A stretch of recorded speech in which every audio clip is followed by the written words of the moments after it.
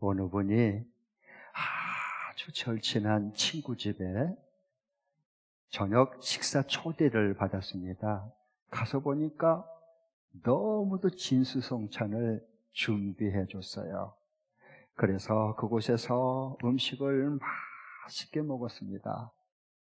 그리고 난 다음에 자리에 일어나서 집에 돌아오기 전에 이 친구가 지갑을 꺼내더니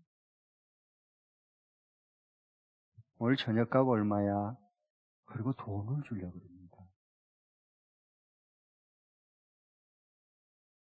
여러분이라면 어떻게 반응하겠습니까? 그건 친구를 위해 밥을 집에서 먹고 초대받아 먹고 식사값을 내려고 하는 것은 친구를 위한 게 아니고 친구를 모독하는 행위입니다. 우리가 가끔 그렇게 신앙생활을 할 때가 참 많습니다. 성경에서 말하는 하나님의 은혜는 단순한 내가 감동을 받았다 하는 그 이상입니다. 찬양할 때, 말씀을 받을 때, 예배 드릴 때 나가면서 오늘 은혜 받았습니다, 은혜 받았다 그러죠. 그건 감동을 받았다는 뜻이에요. 근데 성경에서 말하는 그 은혜란 그 내가 받은 감동 그 이상의 것입니다. 은혜란 완전 무료, 완전 공짜입니다. 그게 하나님의 은혜예요. 완전 무료고 완전 공짜예요. 그러면 우리는 반문해요. 그걸 받아들이고 싶지 않다는 거예요. 왜? 자존심이 상하거든요. 세상에 공짜가 어디 있냐? 세상에 공짜가 어디 있냐고. 이렇게 자기의 의로움을 또 드러냅니다. 그래서 하나님의 은혜로 우리가 받아들이기가 그래서 어려운 겁니다. 이해가 안 되거든요. 그래서 은혜를 받은 사람은 은혜를 갚으려고 하지 마세요. 하나님께. 왜? 여러분 평생 그 은혜 갚으려고 해도 못 갚습니다. 갚을 수 없어요. 그 큰 은혜를 우리에게 부어줬고 사랑을 부어줬거든요. 예수님이 우리가 죄인 됐을 때 우리를 사랑하고 구원하기 위해서 우리 죄를 대신 십자가에서 대신 죽으셨잖아요. 그리고 3일 만에 약속한 대로 그대로 또 부활하셨잖아요. 그러니까 예수님의 그 핏값으로 주고 저와 여러분을 사서 하나님의 사랑하는 아들을 딸로 삼아주셨어요. 그러니까 우리 하나님 아버지가 저와 여러분을 보면서 얼마나 기쁘고 얼마나 즐겁겠어요. 그렇잖아요? 그 기쁨과 그 즐거운 하나님의 임재와 모습을 보면서 예배하고 찬양하는 것이 하나님께 영광 돌리는 예배예요. 끌려온 것도 아니고 나와야 되니까 나온 게 아니란 말이에요. 예배는. 네. 이게 하나님의 은혜 속에 거하는, 은혜 속에 강해진 사람들이에요. 얼마나 행복해요. 너는 내 사랑하는 아들이다. 내 사랑하는 딸이다. 너는 내 기쁨이야. 그래서 다음 주일날은 이제 여기 양옆에 프랭카드가 있는데 이걸 바꾸라 그랬어요. 여러분 기대하시고 한번 보시기 바랍니다. 다음 주일날 올 때 뭐라고 바꿔놨는지. 네.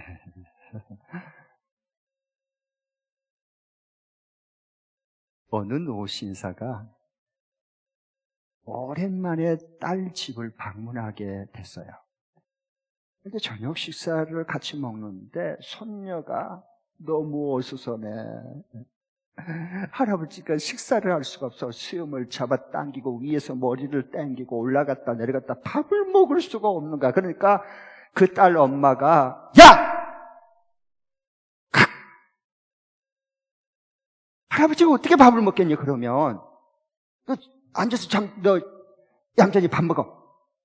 몇 번 얘기했는데 그때뿐이고 또 할아버지를 너무 짓궂게 막 밥을 못 먹게 정신 사납게 만들어 놓는 거예요.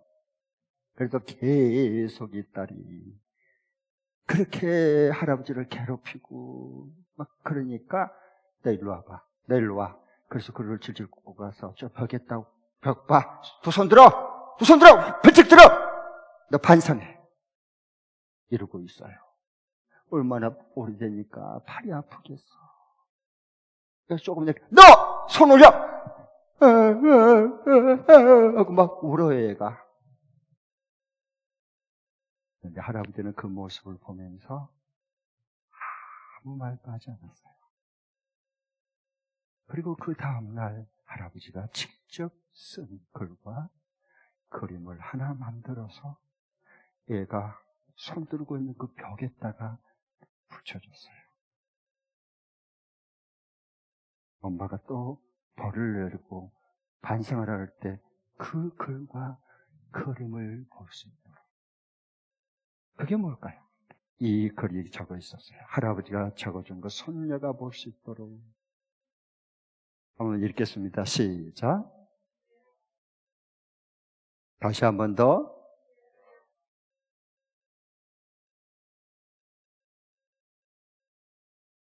이 글을 읽고 그림을 보면서 아이가 비록 자기가 잘못한 거 안 하고 싶었지만 그냥 잘못을 해버렸잖아요. 그런데 이 글을 보면서 얼굴이 밝아졌어요. 그리고 그 다음부터 이 손녀가 변화되기 시작했습니다. 이것을 은혜라고 말한 겁니다. 그러면 이 세상은 다시 사람들이 범죄하지 않도록, 잘못을 저지르지 않도록 두 가지 방법을 사용합니다. 그리고 그 방법을 강화시킵니다. 갈수록. 왜? 이 세상이 갈수록 흉악하고 포악하니까. 그걸 제지하려고, 통제하려고. 두 가지 방법을 써요. 첫 번째로는 처음에는 교육을 통한 각성을 시킵니다. 그래서 우리가 교육을 받는 거예요. 공부를 하는 거예요. 그래서 옳고 그름을 분명하게 알려주는 겁니다.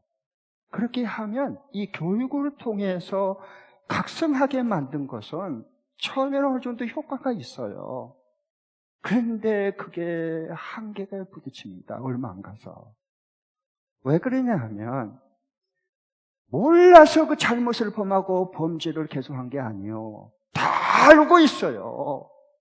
그럼에도 불구하고 죄를 지어버렸단 말이에요.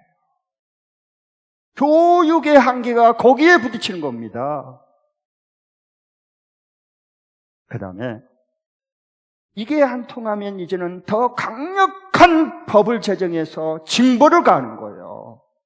두 번째 쓰는 방법입니다. 이 세상의 방법이 그래요.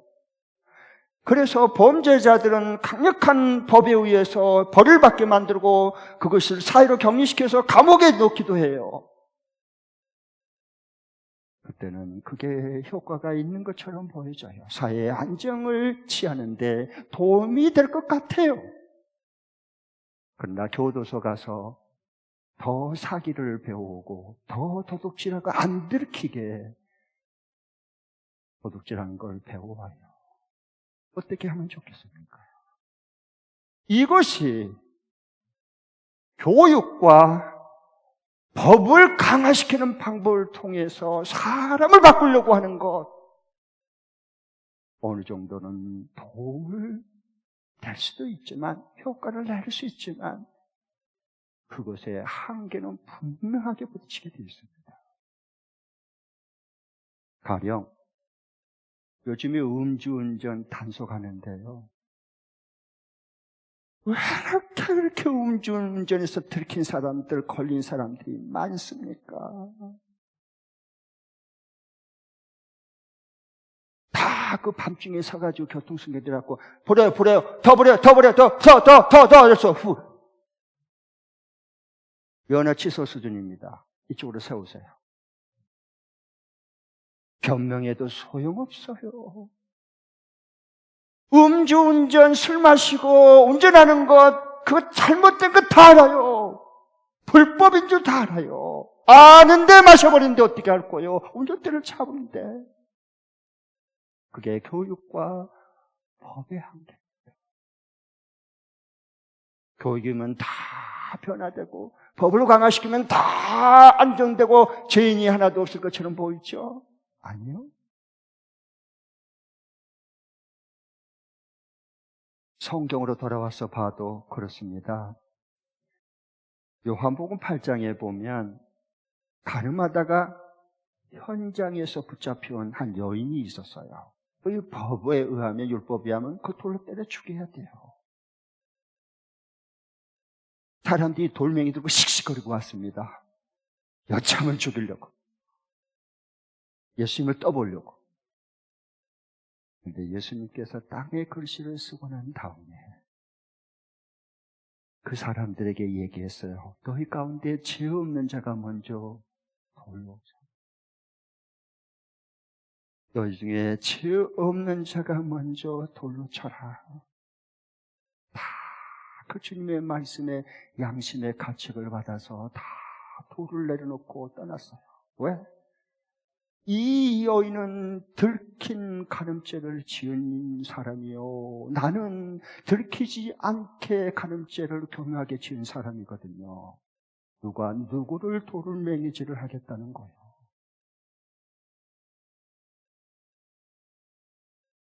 그리고 난 다음에 다 정죄한 사람들이, 비난하는 사람들이 떠난 다음에 예수님 앞에 그 여인이 남아있었습니다. 그때 예수님께서 그 여인에게 이와 같이 묻죠. 나도 너를 정죄하지 않으니 다시는 이 죄를 짓지 말아라. 그래요. 그리고 돌려보내지 않아요. 잘 봐보세요. 그 다음에 성경이 그 다음에 뭘 말씀하려고 하느냐 하는 걸 저자의 의도를 같이 봐야 돼요. 자, 우리가 거기에 많이 놓친다고요. 예수님 정죄 안 하고 그냥 죄 짓지 마 그러고 돌려보냈다고. 성경이 원래 기록하려고 하는 건 그 말씀하려고 하는 게 아닌데. 자, 그 다음에 우리가 한번 보겠습니다. 빗대 한번 띄워주실 텐데, 요한복음 8장 11절, 12절을 이어서 연속으로 보면 알게 됩니다. 다 같이 먼저 11절, 12절 시작. 여자가 대답하였다. 주님, 한 사람도 없습니다. 예수께서 말씀하셨다. 나도 너를 정죄하지 않는다. 가서 이제부터 다시는 죄 짓지 말아라. 예수께서 다시 그들에게 말씀하셨다. 나는 세상의 빛이다. 나를 따르는 사람은 어둠 속에 다니지 아니하고 생명의 빛을 얻을 것이다. 아멘. 자, 보세요. 나도 너를 정죄하지 않으니까 그 죄 다시 죄를 범치 마. 그리고 끝낸 게 아니라 그럼 또 죄 지어요. 또 몰래 죄 안 들키게 지어버려, 간음죄를. 몰래 만나버려. 예수님이 다시는 죄를 짓지 않도록 만들어줘요. 그리고 12절 말씀. 나를 따르는 자는 또 나를 따라와. 나를 따르는 사람은 어둠 가운데 간음죄 죄를 짓는 그 가운데로 다니지 않아. 나는 너에게 생명의 빛을 비춰준다. 그러니까 어둠이 떠난 거예요. 그 생명의 빛으로 그가 나르고 살아갈 수 있도록 도와주신 분이 하나님의 아들 예수님이십니다. 우리가 그분을 믿고 그 하나님이 우리와 같이 계시잖아요. 생명의 빛이 비춰져야 어둠이 물러가는 거예요. 교육한다고 되고 법을 강화시킨다고 다 될 줄 알죠? 안 돼요, 안 돼요, 안 돼요. 속지 마세요. 착각하지 마세요.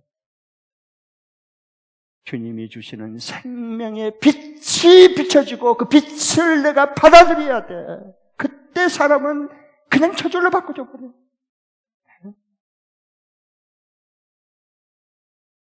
그래서 이걸 경험한 사도 바울은 그동안에 열심히 신앙생활하고 율법을 지키고 바리새인 중에 바리새인으로 자기의 의로움을 하늘을 찔렀어요.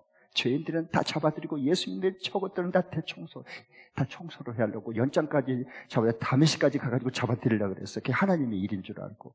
기가 막혀. 왜? 그는 생명의 빛이 아직 들어오지 않아요.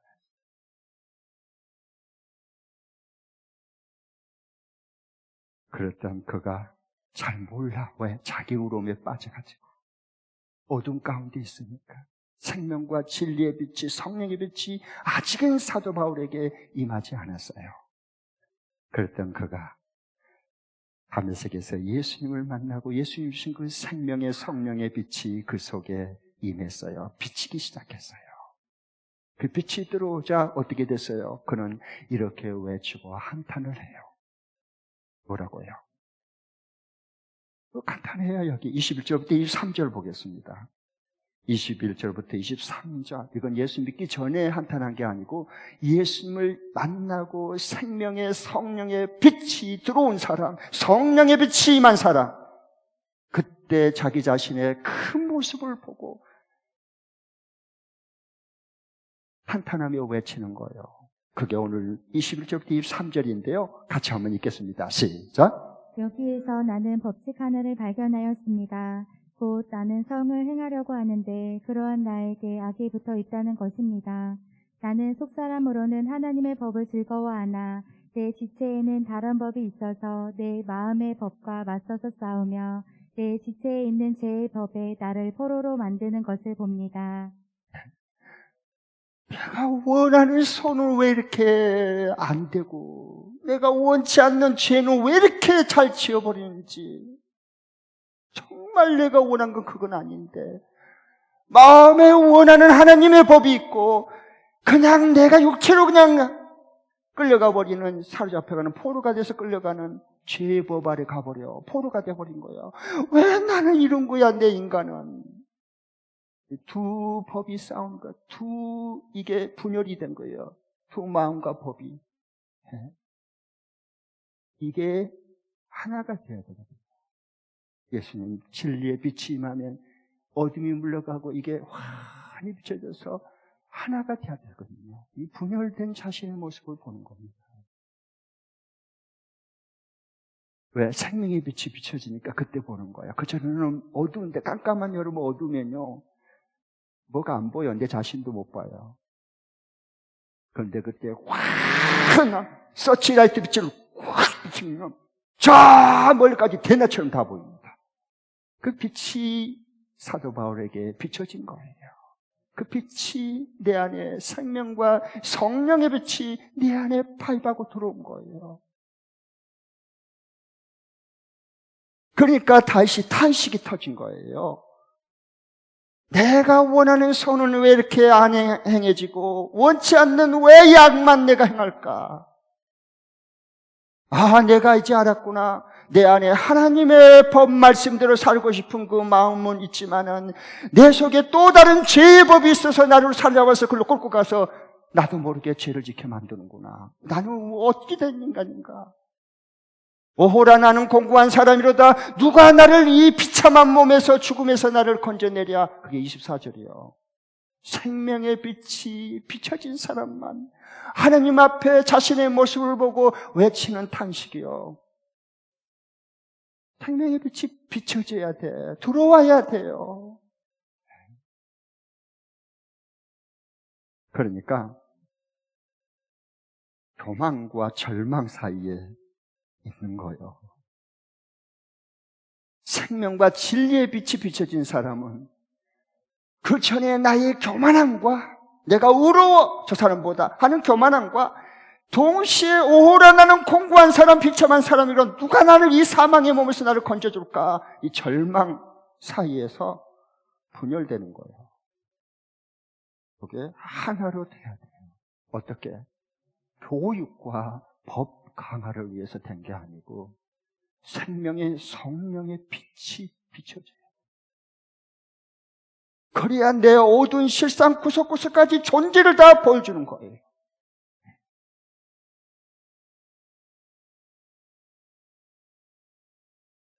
그래서 베드로도 보면 바울뿐만 아니라 베드로도 그랬어요. 베드로도 생명의 빛이 비춰지기 전에는 예수님을 믿는다고 충성을 맹세하고 다 주를 버려도 나는 주님과 함께 가고 옥에도 같이 갇히겠습니다, 주님. 그렇게 마음은 원했어요. 그런데 예수님의 십자가에 고문당해서 같이 죽을까 봐 겁이 나서 나 예수 모른다.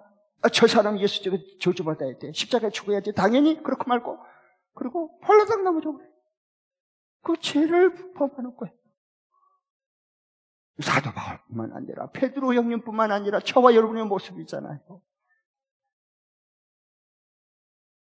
몰라서 내가 그걸 안 하는 게 아니요. 죄를 이길 힘이 없어요. 그러니까 그 죄를 짓고 잘못을 범해버린 겁니다, 또다시. 그러니까 우리가 이걸 해결을 못하면 어떻게 하냐. 날마다 우리가 죄책감에 시달리고 자책감에 우리가 눌리는 거예요. 기쁨이 없어, 삶에. 죄책감에 시달리니까. 그럼 마귀는 그 죄책감을 먹이가 있으니까 탁 치고 들어오거든요. 그걸 뒤흔들어요. 야, 네가 예수 믿는다고 웃기고 있다. 내가 다 네 이번 주간에 어떤 죄를 짓고 무슨 말 했는가 네 행동 내 다 봤거든. 야, 치워. 예수 믿는다고 웃기고 있네. 그러면 그렇지, 그렇고 말고 그리고 퍽 꺼져버려. 아셨죠? 마귀의 정죄함과 비난에 화살을 맞고 그냥 푹 썩어버려. 그러면 그래서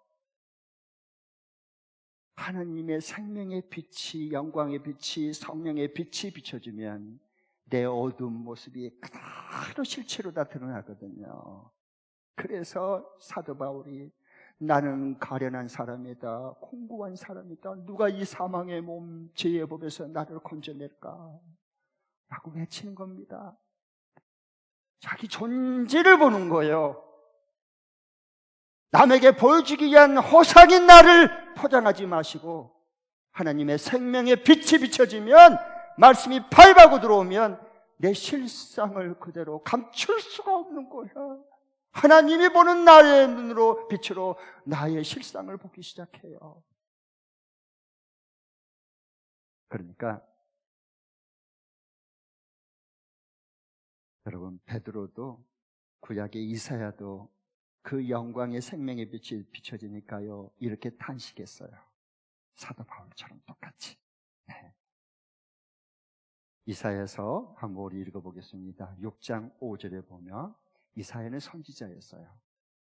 그런데 그 거룩하다 하나님의 영광으로 가득 찬 그 영광의 빛이 확 어느 순간에 비춰지자요. 그 앞에 엎드려져가지고 하루다 나여 망하게 되었도다.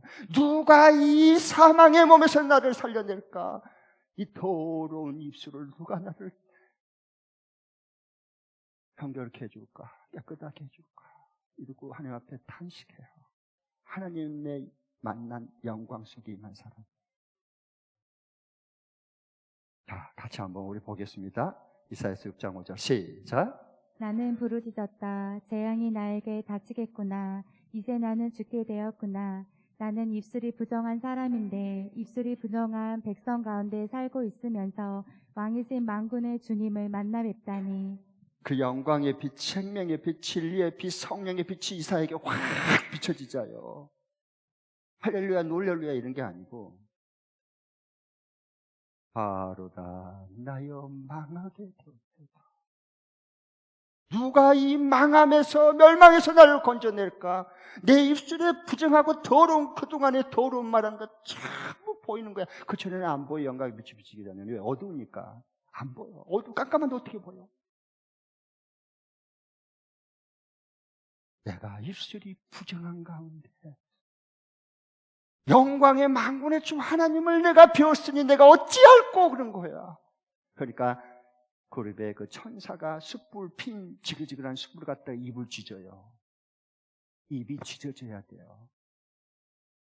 그래야 하나님의 말씀이 나오는 거예요. 찢어지지 않으면 남 험담하고 비난한 말만 계속 죽을 때까지 우리는 하다 말아요. 입을 찢어서, 입술을 찢어서 네 죄가 사해졌다 그래요. 그리고 그 다음부터 이사야는 하나님의 소명을 받고 계속 그 입술에서 죽을 때까지, 톱으로 켜서 순교당할 때까지 계속 하나님의 말씀이 폭포수처럼 계속 나왔어요. 왜? 생명과 영광의 그 빛이 확 들어왔기 때문에. 할렐루야. 네. 그 다음에 베드로 형님 좀 보겠습니다. 신약에서 베드로 형님은 갈릴리 가부에서 그 고기 잡는, 그래서 장에 갖다 팔고 먹고 사는 베드로 형님, 어부잖아요. 그런데 이제 밤새내 고기를 잡았는데 야근까지 했는데 고기 한 마리도 못 치고 땡쳤어요. 빈금질만 계속했어요.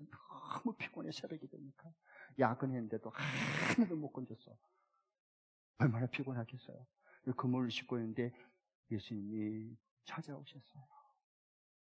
너 베드로야, 너 그물을 깊은 데로 고기를 잡아라. 그러니까 이 베드로가 복이 되려고 예수님 말씀을 그대로 믿고 순종해요. 밤새내 고기 한 마리 못 잡았지만 주님 말씀하시니까 그 말씀을 믿고 깊은 데로 그물을 내리겠습니다. 그래서 땡겼더니 안 땡겨지는 거야. 보니까요. 그 그물에 고기가 꽉 차가지고 동료들이 와서 같이 영차. 그러니까 겨우 그 많은 그물에 고기를 다 건져서 배에 실었어요. 그리고 나니까 보일 게 보여. 왜? 영광의 생명의 빛이, 성령의 빛이 베드로에게 내리쳤어요. 무릎을 꿇고 주님 앞에 주여, 나는 죄인입니다. 나를 떠나소서. 내가 죄인인 줄 지금까지 몰랐어요. 죄인들은 저놈이 죄인이고 저놈들 죄인들 죽일 놈들 저 나쁜 놈들 했지. 내가 죄인인 것을 못 본 거. 내가 그 죄의 싹슨 사망의 법에 내가 놓여있는 걸 자신을 못 보는 거였어요. 호상이야. 다 헛개비로 사는 거예요, 우리가. 그런데 주여, 나는 죄인다. 나를 떠나소서. 그 주님의 영광의 빛과 죄인의 날은 같이 가까이 할 수가 없어. 근데 예수님이 떠났어요? 떠나달라 그래서 안 떠납니다. 이제부터 너는 고기를 잡는 게 아니라 사람 낚는 어부가 될 거다. 그리고 성령의 권능을 보여주니까 3천명 5천 명의 주님이 주신 약속대로 그 생명을 구원하고 영혼을 살려내는 것을 보게 됩니다. 이분이 우리 하나님이세요, 여러분. 이 생명과 진리와 영광의 하나님이 비춰준 그 빛이 우리 속에 들어와야 돼. 그래야 어둠이 물러가는 거예요. 질병이 떠나가고 악령이 사라지고 모든 부정적인 생각 쓰레기들이 전부 몸에서 빠져나가는 겁니다. 이런 축복이 함께 할 수 있기를 바랍니다. 그러면 그걸 알고 나니까 조금 전까지는 죄의 법 아래서 사망의 몸에 빠져들어가는 나를 누가 건져내려라고 탄식을 했는데 오늘 25절에 보니까 이렇게 이제 완전히 180도 달라지고 외쳐요. 25절 읽겠습니다. 시작. 우리 주 예수 그리스도를 통하여 나를 건져주신 하나님께 감사드립니다. 그러니 나 자신은 마음으로는 하나님의 법을 섬기고 육신으로는 죄의 법을 섬기고 있습니다. 이제 감사가 본물처럼 터져나온 거예요. 감사는 여기에서 터져나온 거예요. 그래서 우리 주 예수 그리스도를 통하여 나를 건져주신 이 죄와 사망의 몸에서 나를 건져주신 하나님께 감사를 드립니다. 그러니 내 자신은 내 마음으로는 하나님의 법을 섬기고 싶고 섬기지만 내 육신으로는 또 죄의 법으로 또 딸랑 가버려. 그렇죠? 여기에 분열된 나야. 그걸 하나님이 치유하고 회복하기 위해서 오신 것이거든요. 그래서 오늘 설교 제목이 분열된 나를 치유하는 복음이다, 그렇게 정했어요. 그러면서 이제는 보세요. 하나님께서 뭐라고 말하니까 자, 사도 바울 통해서 외쳐요. 8장 1절이죠. 이 환희의 외침을 보세요. 정말 죄와 사망의 법에서 완전히 100% 해방된 자유함으로 얻은 벗어난 생명의 성령의 법이 나를 건져냈다고 기뻐서 어찌할 수가 없는 외침을 보세요. 8장 1절이죠. 다 함께 있습니다. 시작. 그러므로 그리스도 예수 안에 있는 사람들은 정죄를 받지 않습니다. 그것은 그리스도 예수 안에서 생명을 누리게 하는 성령의 법이 당신을 죄와 죽음의 법에서 해방시켜 주었기 때문입니다. 아멘. 우리를 생명의 성령의 법이 죄와 사망의 법에서 우리를 건져내버렸어요. 우리를 해방시켜버렸어요. 네. 그럼 여러분, 예수님이 이 땅에 오실 때 세례 요한은 예수님을 보고 이렇게 증언했어요. 보라, 세상 죄를 지고 하는 하나님은 어린 양이다 그랬어요. 어린 양은 세상 죄를 대신 짓고 그리고 십자가에 천벌받고 죽임을 당하거든요. 그러면 예수님이 언제 세상 죄를 전가받습니까? 이 전가를 받아야 돼요. 옮겨줘야 돼요. 세상 죄가 어린 양이신 예수님에게 100% 그대로 전가 옮겨줘야 되거든요. 그래서 예수님이 그 죄를 짊어지고 우리 세상 죄를 짊어지고 사망의 짐을 짊어지고 예루살렘에 올라가서 골고다에서 피 흘려 죽잖아요. 저와 여러분의 죄를 100% 사해주기 위해서. 그러면 예수님이 언제 세상 죄를 저와 여러분의 죄를 자신의 죄 없는 하나님의 아들 예수님 어린 양에게로 언제 전가시켰어요? 그게 세례 요한에게 요단강에서 세례받을 때요. 세례 요한은 이 세상의 제사장의 모든 죄인들의 대표다. 예수님은 하나님의 아들로서 죄가 없는 분이세요. 그래서 세례를 세례 요한에게 받아야 이 죄가 예수님에게로 전가되는 거예요. 옮겨지는 거예요. 그래서 십자가에서 죽으신 거예요. 그래서 저와 여러분을 위해서 대신 죽임당하고 심판과 저주와 천벌을 받은 거예요. 그리고 저와 여러분을 살리신 겁니다. 그 사망과 죽음과 심판, 지옥불에서 건져낸 거예요. 그러면 이제 저와 여러분 질문 한번 해보겠어요? 그러면 여러분의 죄는 언제 예수님에게 전가됐습니까? 경험이 있어야지.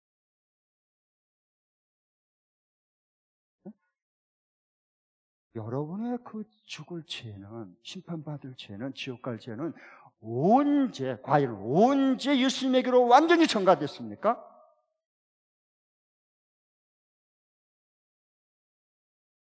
그걸 알아야지. 그래 머리로만 믿는 신앙생활이 아니거든요. 그때부터는. 예수님이 십자가에 죽은 거 자기 죄로 죽은 줄 우리가 어떻게 알아? 그러니까 예수님과 나와 상관이 없는 거야. 예수 믿어도. 그 은혜 속에 들어가서 은혜 속에 강해지기가 그래서 어려운 겁니다. 하나님의 은혜를 은혜답게 받아들이기가 그래서 어려운 거예요. 내가 얼마나 의로운데 자존심 상하게 무슨 공짜야.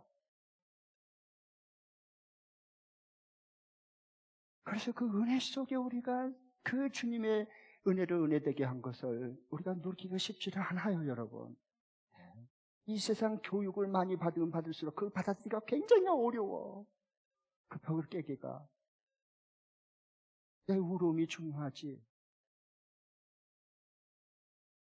언제 저와 여러분의 죄가 예수님께로 100% 몽땅 죄가 옮겨졌느냐.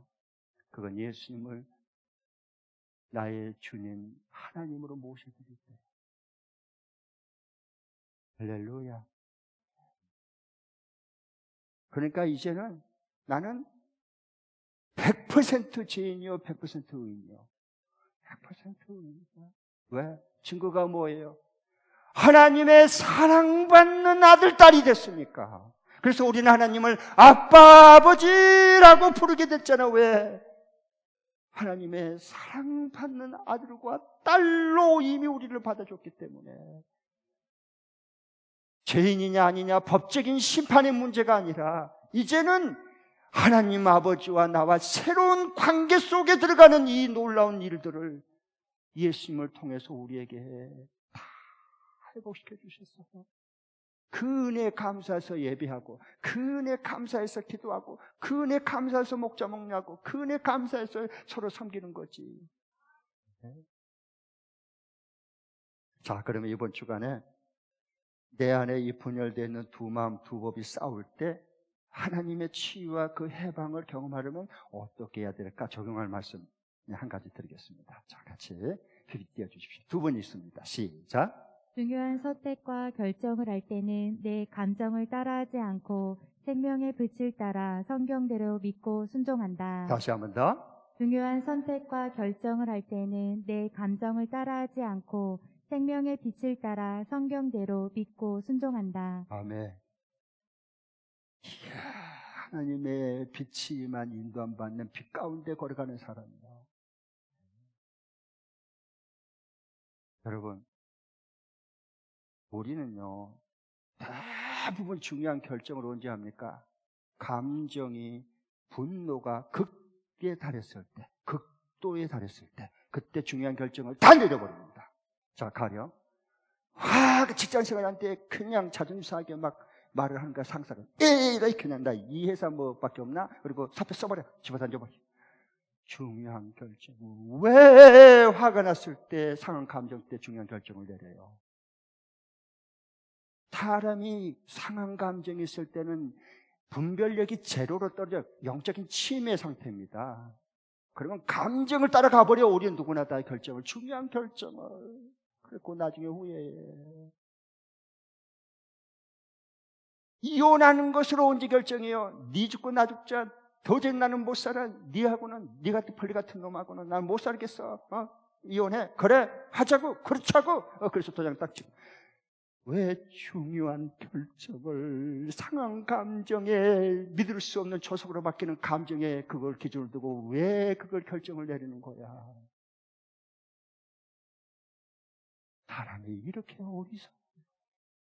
이렇게 어리석어. 저는요, 절대로 중요한 결정을 내가 감정이 상할 때 저는 안 내립니다. 제가 여러분을 잘 옆에서 보신 분은 알 거예요. 감정이 상한 것은 감정이 상한 거고, 하나님의 뜻은 하나님의 뜻을 내가 순종하고 가는 거고, 객관화시켜야지. 하나님의 뜻이고 뭐이고, 예수 믿다가 하나님의 뜻대로 해주십시오, 하나님의 뜻대로 해주십시오 이렇게 잘 하다가도 누가 무슨 말 해갖고 한번 뒤틀렸다 그러면요, 그냥 소용없어요. 하나님의 뜻이고 뭐고 말씀이고 뭐고 다 때려치워요. 그리고 뭐예요? 그냥 감정 따라 그냥 감정의 홍수에 떠내려가 버려. 그리고 중요한 결정 내려버려요. 어떻게 하면 좋아요? 하면 좋아요.